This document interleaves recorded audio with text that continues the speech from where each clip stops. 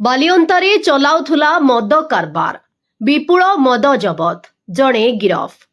ଭୁବନେଶ୍ୱର ଉପକଣ୍ଠ ବାଲିଅନ୍ତା ଥାନା ଅଞ୍ଚଳରେ ମଦ କାରବାର ଚଲାଉଥିଲା। ବାଲିଅନ୍ତା ପୋଲିସ ହାତରେ ଧରା ପଡ଼ିଲା। ଗିରଫ ଅଭିଯୁକ୍ତ ହେଲେ ସନ୍ନ୍ୟାସୀ ପାତ୍ର, ପିତା ଦେବେନ୍ଦ୍ର ପାତ୍ର, ଗ୍ରାମ କନକ ସାହି, ଥାନା ପୁରୁଷୋତ୍ତମପୁର, ଜିଲ୍ଲା ଗଞ୍ଜାମ। ସେ ବହୁ ଦିନ ହେବ ବାଲିଅନ୍ତା ଥାନା ଅଧୀନ ନେହେରୁ କଲେଜ ପଛପଟେ ରହି ବେଆଇନ ମିନି ମଦ କାଉଣ୍ଟର ଚଲାଉଥିଲା।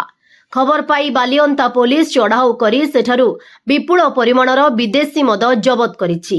ବାଲିଅନ୍ତା ଥାନା କେସ୍ ନମ୍ବର 422/26ରେ ତାକୁ ଆଜି ଗିରଫ କରି କୋର୍ଟ ଚାଲାଣ କରାଯାଇଛି। ଏହି କାରବାରର ମୁଖ୍ୟ ଆସାମୀ ଏପର୍ଯ୍ୟନ୍ତ ଫେରାର ରହିଛି।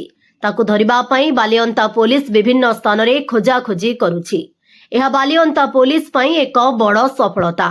ଆଗକୁ ଚୋରା ମଦ ବିକାଳି ଓ ମଦୁଆଙ୍କ ଉପରେ କଡ଼ା କାର୍ଯ୍ୟାନୁଷ୍ଠାନ ନିଆଯିବ ବୋଲି ଥାନା ଅଧିକାରୀ କହିଛନ୍ତି।